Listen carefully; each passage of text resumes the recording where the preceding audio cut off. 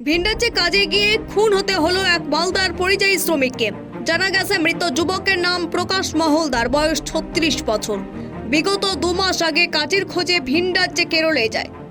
গ্রামের বাড়িতে রয়েছে স্ত্রী সহ 3 সন্তান এবং বাবা মায়ের খরচও চালাতেন ভিনরাজ্য থেকে। তবে ভাগ্যের পরিহাস, শনিবার রাতে দুষ্কৃতীদের হাতে খুন হতে হয় ওই যুবককে। এই মর্মে স্থানীয় থানায় একটি লিখিত অভিযোগ দায়ের করা হয়। সেই পরিপ্রেক্ষিতে একজনকে গ্রেপ্তারও করে পুলিশ। তবে প্রশ্ন, ভিন রাজ্যে যাওয়া হাজারো মানুষজনদের জীবনের নিশ্চয়তা কি?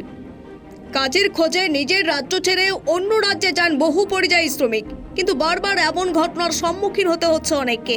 ফলে দুশ্চিন্তায় ভুগছেন সকলে। এ প্রসঙ্গে মৃতের বাবা হাবুল মহলদার জানিয়েছেন,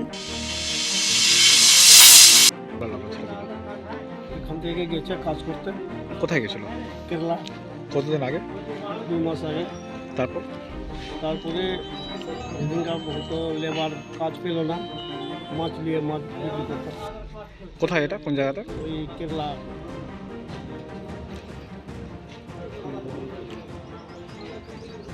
দানাপুর।